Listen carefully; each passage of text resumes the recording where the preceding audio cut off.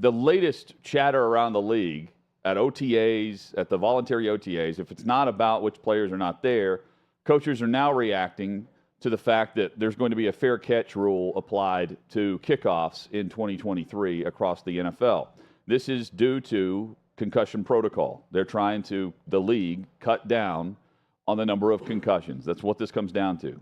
And I say it's uncommon because coaches like Andy Reid have been very outspoken about it. I don't know. We'll have to go through all that. My thing is, where does it stop, right? So you start taking pieces, and we'll see how this goes. But you don't want to take too many pieces away, or you'll be playing flag football. Flag football there, coming from the offense that looks like flag football with how they spin the football.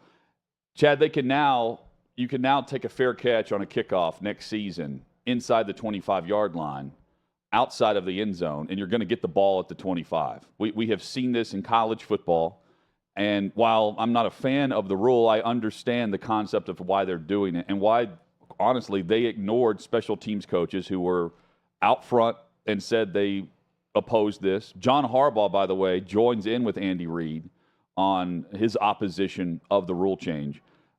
19 concussions on kickoff return, according to Pro Football Talk. Last season. Only 8 of those 19 were able to be confirmed or spotted on film. That's why they ignored the coaches and the players in regards to this, because this comes down to concussions and the battleground for lawsuits. They're trying to minimize that in the long term.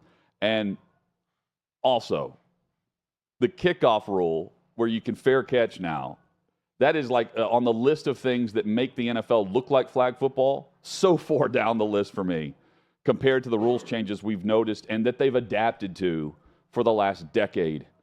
Is football going to be the same? No, it's not. You're not going to see the jacked up segments on ESPN. In fact, they don't replay the hardest hits in the game in a highlight reel and a snapshot of what happened on that Sunday. Because a guy's going to wave his hand and take a fair catch at the 3 and get the ball at the 25, that's not going to end the league. I'm surprised that we've seen the pushback even after the owners voted this through earlier this week. So we had Ross Tucker on earlier with Armando when I was filling in for Don't At Me with Dan Dockich. And he said, he lost his career. That was his last play, was on special teams when he was in the NFL in 2007, where that was when the wedge was still legal. Yeah. And he came up and he couldn't feel his arm, after taking a hit and I think fractured a vertebra in some way. The thing to look at also here is very few injuries have been taking place with the kick returner. It's with people blocking for it. Well, that doesn't go away because you can now fair catch. Some of it at the end of it does, but it's not like you just don't play the play out and, think that they're going to fair catch every time, right? So there's still a chance for people to get hit in the lead up to it, blocking, trying to cover the kick before the fair catch happens. So I'm with you, Hutton, on the list of things that I think about that make football look like flag football at times. This is so far down the list. I also just do not have a visceral response to this rule. I don't see where it really takes anything away. It's been going on in college for a while. Yeah. I don't see it taking a lot away from the college game. I think they implemented this rule 2 or 3 years ago is when it started, the fair catch inside the 20. I think it's pretty inconsequential, but for one part of it that I understand, if you are a special teamer hanging on in the league or a special teams coach, I'd be worried because a big part of your responsibility and your job possibly is about to go away. The reason why they've implemented this year, they had the rule where they moved the kickoff up. And for that first season where they moved the kickoff up in the league, teams were just bombing it through the end zone, right? Kickers in the league would just kick it through the uprights on the opposite end, and you get the touchback. But then special teams coaches went to the drawing board and figured out, we can coffin corner this and actually pin a team deep. Let's try to actually set up a return and force them to have to return the kick instead of just giving it to them on the touchback. That's why the special teams coaches are opposed to it, because if you have a good kicker and you're really good on special teams, you can use that to your advantage. But the numbers on the concussions is why they're just taking this out altogether. And quite frankly, I'm not going to be surprised when the play is done altogether. Like you just take the ball on the 25. As exciting as a kickoff return can be, that's what the owners are trying to save money for the league in the long term by window dressing what is and what is not a concussion and the plays that it's going to happen with. And you're right about the numbers. It's not on the returner. Yeah. It's mainly on the periphery of the play. Covering it or blocking it is where it happens. And it seems like a half measure. It seems like the full measure they want is no more kickoffs. You just take the ball to 25 and be done with it. And that's the last thing that old school football people want, combined with anyone who makes a living in special teams, whether that be back end of the roster guys on the 53, practice squad guys, coaches that are a part of special teams. It's eliminating a big part of their jobs. And I feel like 20 years from now, there's going to be football fans who even forget about the kickoff. I think this thing's going to be done in the next 5 years. I could see it. In 20 years from now, we're going to be looking up and saying, hey, remember that antiquated old system where they would kick the ball off and guys would run it back? Does anyone remember a man by the name of Devin Hester, who was a great kickoff returner? I really do think that it's going to go that way. It's like a lot of things. When you take it away, eventually you get 10, 15 years removed and you almost forget it even happened. That's going to be the kickoff in football. That's where we're headed. Patrick Mahomes, speaking of the Chiefs, is about legacy more than money, and legacy and winning rings more than a contract extension and a bump in pay. Currently, he's 7th in average annual value. He's the best quarterback in the NFL.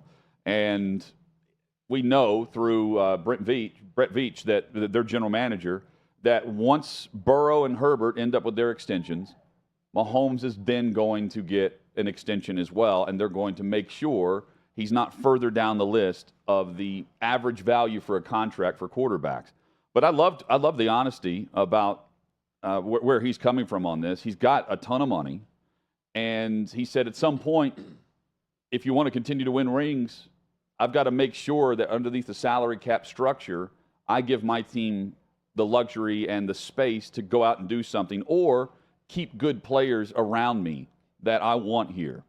And he went on to say it's not about being the highest paid guy, but there is a delicate balance. This is where I thought he was really honest, because it is about money. But it's also about resetting the bar. The next guy resets the bar at the position for the following player to do the exact same thing. Instead of falling back into order and the salary goes down, the numbers keep going up. The next player to sign will be the highest paid player in the NFL. Mahomes will be that again soon. And he's like, I've got to balance both looking out for the position. He did specifically mention quarterback money and also value the fact that I want Travis Kelce to stay here. I want to make sure that we have the best offensive line and weapons around me. Defensively, we have everything we need. I love what he said. And Brady's known for doing this. Rodgers didn't do it a year ago in Green Bay. And his structure now in New York gives New York a lot of leeway on the cap. Jalen Hurts, team-friendly deal that will benefit the Philadelphia Eagles. And Mahomes is saying he wants to do that as well. Key word here is trust.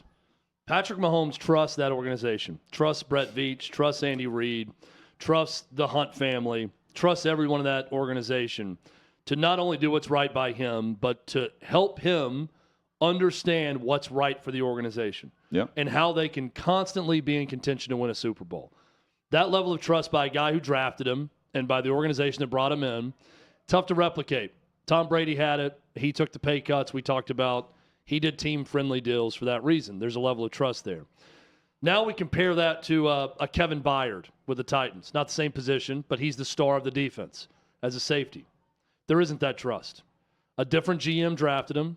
A new GM comes in immediately, and his first action is to meet with him, ask him to take a pay cut so he can form the roster the way he wants. There's no trust there. New guy comes in, new boss. I don't know him. I don't trust him. I like the old guy. I don't want to do it. I'm not going to go to OTAs. I'm not going to take a pay cut. I'm not going to help the team in any way because I'm not the problem. You can see the psychology of it and how anyone in those shoes would feel that way. Take Kevin Byard of the Titans aside. Anyone would feel that way in a new situation with a new boss when you were hired by someone else. and someone else is taking over, and their first course of action is to approach you about a pay cut, even though you've been doing your job and doing it well. Now you've got Patrick Mahomes, who's won 2 Super Bowls, drafted by that same guy, drafted by the same ownership, coached by the same guy. And what does he do? It's about legacy, not about money. I know I'm going to get paid a lot. I'm already a millionaire. Not as worried about that. I'll make a few less dollars. It'll be a fair contract, but I'll make a little bit less if you can re-sign the guys I want and keep this team competing for a Super Bowl. Trust is key across all sports, but especially in the NFL, when you're a quarterback, it's a big part of it, and there's no reason for Patrick Mahomes not to trust the Kansas City Chiefs and all the powers within that organization, and that's what we're seeing. Chad, yesterday we discussed the NBA Finals. We expect Miami to advance. They could tonight in what is Game 5 against Boston. We know the Denver Nuggets are already there, but the headline yesterday wasn't about the Nuggets. It was about LeBron James and whether or not he's played his final game based on how he ended the presser at their home venue, their crypto arena, where it was cryptic in a way on how he said he's got to analyze some things and figure some things out in the offseason. We both said we don't think he's done, but the headlines were about LeBron getting swept instead of the team that swept them. And Charles Barkley, he's not happy with it. He wants the attention to be on Jokic in Denver. I think we have audio, right, of Barkley saying this. Yeah, let's hear from Charles Barkley about this. I was so mad this morning I actually turned the TV off because the Denver Nuggets, who have been the best basketball team in the world all season, sweep, get to the finals for the first time. Now, Mike Malone, I love him, but he's whiny. But he does have a point. No, he has a great point. He has a great point. No, a great point. I mean, that's like, and I love Mike Malone. I cannot wait. Michael Malone. If you really love him, call him Michael. Okay. Michael Malone. I can't wait to get to Denver. Hey, Sean Payton, I got your text. You and Payton, we're playing Castle Pines. I'm ready. He's all over the place. No, I know. No, but I was so glad. I was so mad watching TV this morning to everything. And listen, we all love LeBron. He didn't say he was retiring yet, but he does that. We'll do all that stuff. But it should have been all about the Denver Nuggets and Joker, Jamal Murray, Michael Porter, and those guys. So he was mad watching TV that morning. Let's go ahead and say what he was watching. He was watching ESPN. He's watching SportsCenter. Who's only going to talk about the Lakers because they drive the boat with ratings and eyeballs. They're going to talk a lot about the Dallas Cowboys. Why? Because everybody cares about the Dallas Cowboys, whether you love them or hate them. The New York Yankees, that's going to be a lot of the focus of it also. I don't have a lot of problems with things that Charles Barkley says. This is one that I do, though, because when he talks about the idiots in the media and everyone doing this, you are the authority. You are the media here. You are the man. You are the power. You are inside the NBA. You are what people tune in for more than anything else with the NBA. So don't sit and complain about others talking about the Lakers. I don't watch Inside the NBA all the time. I seriously doubt that the Inside the NBA crew has spent a season leading off with the Denver Nuggets on their broadcast and talking about them. Why? Because the Denver Nuggets do not move the needle nationally, and they are a national show. So I don't want to hear this knee-jerk response to watching ESPN in the morning because they're talking about the Lakers, which their bosses, I'm sure, told them to talk about LeBron and the Lakers, because everyone knows about LeBron and the Lakers, and not everyone knows about the Denver Nuggets. You're the media. You're the authority on the NBA. Tell me about it. I want to hear about it from you. We tune in to hear your opinions. If you guys want to talk for 45 minutes of your hour-long show about the Nuggets, do so. Don't talk about other media members with that. And here's the other thing. You got a co-host on Inside the NBA, and I love Charles Barkley and I love Shaq. But Shaq on the other end of the table, when Rui Hachimura was traded from the Wizards to the Lakers, said, honestly, I don't know who this is. A guy who was a star at Gonzaga and played for the Wizards. Why does he not know who it is? And I believe the exact quote from Shaq was, because it's not my job to know who plays for the Bullets, is what he said. I don't know anyone who plays the Bullets because they're not relevant. Well, I'm here to tell you the Denver Nuggets and the Washington Wizards are about equal in national media attention and what people care about. So you can't say, if you're Shaq, I'm not paid to know one member of the Washington Wizards, as he says, the Bullets, which that part is funny. But when he says that, and then turn around and have your co-host complaining about national media only talking about LeBron. Can't have it both ways. You set the agenda. You set the narrative. You're the authority and the biggest show in the NBA. Spend your entire show talking about the Nuggets. Go ahead. Tell us about them. It's not their fault. It's your fault. I don't like it. That's one of the few things I don't like from Barkley. Well, here's why both are going to happen. The focus can be on LeBron yesterday because game 1 of the NBA Finals is a week from tonight. We have to wait another week, even if Miami knocks off Boston. That's when everyone will be, Denver happy. That's when a lot of America will say, man, this team's pretty good. Yeah, who is this team? Who's this? But we kind of knew Nikola that. Jokic guy. They're the number 1 seed, and we don't really know that much about them because they're the boring Denver Nuggets. That's the perception of them. Meanwhile, you have the flash of Hollywood in Los Angeles. And with LeBron and the way he answered questions and was very relaxed, by the way, that was the story. Jokic and company, they're going to get theirs. And the hype for the finals that could feature an 8 seed taking on the Denver Nuggets, it is going to be so tiring. Like we will long for another storyline in the build-up for Game 1 because it's that far away.